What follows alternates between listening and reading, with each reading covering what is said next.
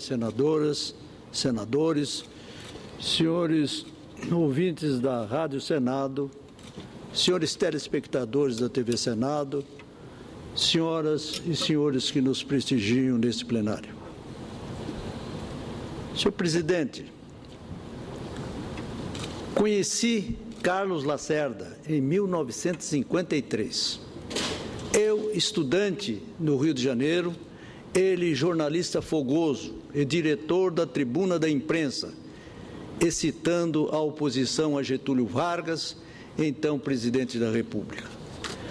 Naquela época, o governo era povoado por polêmicas, algumas que se tornaram escândalos de repercussão nacional, como o financiamento ao jornal Última Hora, empréstimos irregulares e lesivos ao Banco do Brasil, a criação da Petrobras, que só foi possível porque as oposições conseguiram que o relator fosse o deputado Gabriel Passos, da UDN de Minas Gerais, que conciliou os interesses ideológicos conflitantes. Logo depois, veio 1954, com o episódio da Rua Toneleiros e a morte do Major Rubens Vaz. Todos esses fatos tiveram atuação marcante de Carlos Lacerda. Na Câmara se destacava por ser um parlamentar brilhante, culto, cáustico nas críticas aos seus adversários, carbonário quando se tratava de malfeitos do governo, considerado um dos maiores tribunos por que passou o parlamento brasileiro naquela época. Quando Carlos Lacerda subia à tribuna da Câmara, os parlamentares silenciavam para ouvi-lo, aplaudi-lo ou refutá-lo. Eu ia sempre assistir às sessões da Câmara dos Deputados e, jovem ainda, me empolgava com as orações de Lacerda.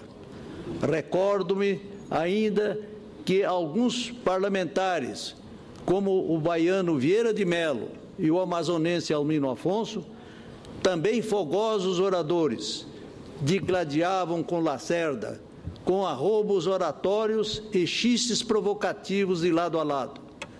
Parecia-me, senhoras e senhores senadores, uma batalha entre encouraçados. Eu tive, com outros universitários, a oportunidade de manter rápidos encontros com Carlos Lacerda, tanto na Câmara dos Deputados, quanto na redação do jornal A Tribuna da Imprensa, que frequentávamos. Lembro de lá, sempre presente, Raul Brunini, Aloysio Alves, que depois foi governador do Rio Grande do Norte e pai do eminente presidente da Câmara dos Deputados, deputado Henrique Alves. E nessas oportunidades, eles e Lacerda falavam conosco, estimulando-nos a participar da vida pública. Carlos Lacerda era uma inteligência que se exprimia como um raio, empolgava a todos e fez uma legião de fãs que admiravam suas atitudes tempestuosas, marcadas pelo verbo impiedoso, com que fustigava os seus adversários. Ele despertou o ódio e a admiração de milhões de brasileiros entre as décadas de 40 e 70 do século passado. Os adversários chamavam de direitista, fascista. Ele foi inicialmente comunista, depois anticomunista e virou líder da direita. Mas não se pode classificá-lo de fascista e reacionário. Distanciava-se do centro dos tempos de jornalista e dos dois mandatos de deputado federal que exerceu. Mas pode-se dizer que atuou mais ao centro em algumas ocasiões, enquanto governador do estado da Guanabara.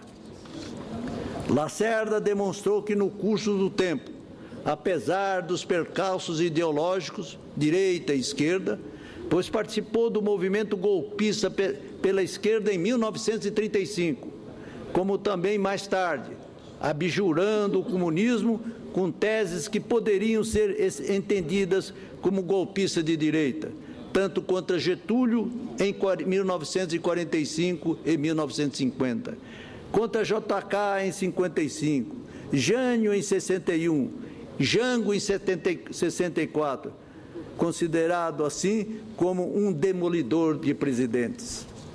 Mas Carlos Lacerda provou armas diferentes. O que ele desejava realmente era o estabelecimento de uma ordem democrática estável. Foi quando, surpreendentemente, procurou JK na Europa e Jango no Uruguai, para organizarem a Frente Ampla, movimento para restabelecer a democracia no Brasil e que teve uma vida efêmera por ação discricionária do regime militar. Para mim, senhor presidente, há homens que estão fazendo falta nesse país. Uns pelo fulgor das palavras destemidas, sem papas na língua, como Carlos Lacerda. Outros com espírito aberto, dando estímulo ao otimismo, à conciliação, ao empreendedorismo, como Juscelino Kubitschek. Outros com posições firmes, não temendo a força das armas, utilizando-se apenas da sua coragem, estamentada por uma oratória que calava profundamente na consciência dos seus concidadãos, como foi o nosso saudoso Ulisses Guimarães. Fazem eles falta ao Brasil odierno. Saudar, pois, a memória de Carlos Lacerda, Frederico Henrique de Lacerda, nascido no Rio de Janeiro, a 30 de abril de 1914 e falecido no dia 21 de maio de 1977, aos 63 anos de idade, que, se vivo, completaria nesta data, 30 de abril, 100 anos. É saudar a memória de todos aqueles que tombaram no campo democrático, para que hoje se pudesse dizer ufano: o Brasil é um país voltado para o futuro, com expectativas de ser exemplo para o mundo. Carlos Lacerda procurou o poder, não o serviço dele. Lutou, sim, a seu modo destemido, pela sua coragem pessoal e verbo vulcânico, injusto com alguns, mas jamais sabujo de muitos que utilizavam do poder. Como afirmara, abre aspas, o poder não é um cargo de sacrifício, ao contrário, é uma fonte maravilhosa de alegria, fecha aspas. Ainda é dele, Carlos Lacerda, aspas, ser governo é uma forma quase de escravidão, pelo menos de servidão, isto é, não ter hora, não ter direito nem a ter a honra pessoal. É não ser o direito ao amor próprio. É não ter tempo de cuidar dos filhos. Eu tenho nojo da pessoa que diz que está fazendo um sacrifício. Ou é um mentiroso, ou é um impostor, que não sabe o que está fazendo lá, fecha aspas. Extraio, senhor presidente, do cientista político Melquiades Cunha Júnior. Lacerda nunca deixou de usar o vigor de seu verbo para posicionar-se diante dos fatos. Claramente anticomunista, Lacerda justificava seus posicionamentos da seguinte forma, abre aspas, os acontecimentos mudam, as coisas mudam de aspecto, e só realmente uma pessoa obstinada ou vaidosa é que não reconhece quando as coisas mudam. O que peço a Deus é que me conserve exatamente essa capacidade de parecer incoerente, quer dizer, de elogiar o sujeito quando o sujeito me parece que está fazendo a coisa certa, e amanhã espinafá-lo quando ele me parece que está fazendo a coisa errada. Agora, se você juntar as duas coisas, você é que parece incoerente, fecha aspas. Senhor presidente, já estou concluindo o meu pronunciamento, peço mais alguns minutos. E a mesa será tolerante com o tempo que Vossa Excelência necessitar. Muito grato a Vossa Excelência. E prossigo. Carlos Lacerda foi quase visionário ao se recusar participar da conspiração para tirar João Goulart do governo, argumentando que a derrubada do presidente propiciaria a instalação de um regime militar com duração indefinida. E, de fato, o maior sonho dele, chegar à presidência da República, não se concretizou interrompido pelo ato institucional número 5, baixado pelo presidente militar Costa e Silva, em 13 de dezembro de 1968.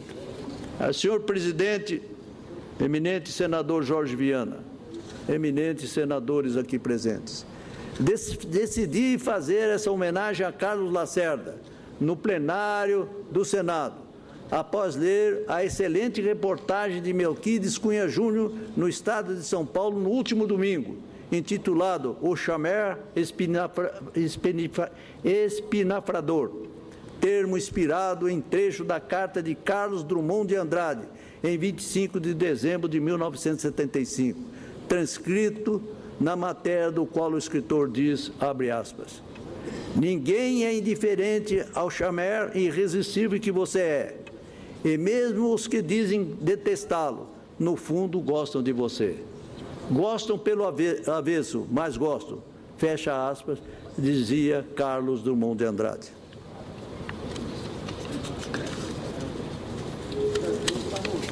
É isso. Era impossível ser indiferente a Carlos Lacerda.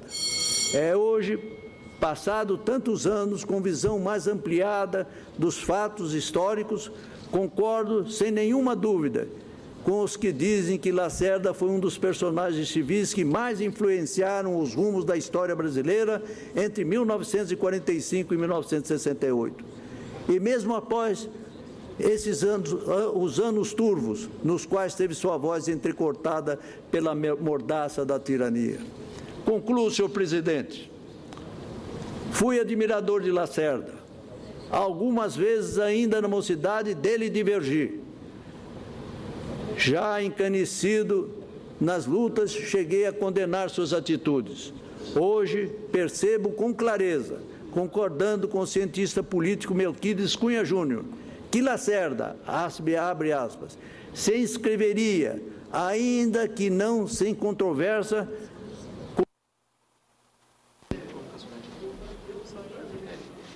sendo os mais capacitados de sua época, não chegaram à presidência da República.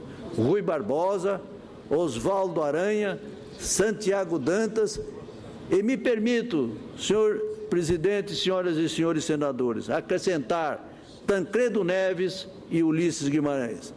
Restam a todos nós, brasileiros, cultuar as suas memórias. Esta, senhor presidente, é a homenagem que eu presto ao grande tribuno e ao grande brasileiro Carlos Lacerda, que hoje, aqui no Brasil, nós estamos lamentando a sua ausência e homenageando pelos 100 anos que viveria se estivesse aqui ao nosso lado e nos honrando. Esse é o meu pronunciamento, senhor presidente.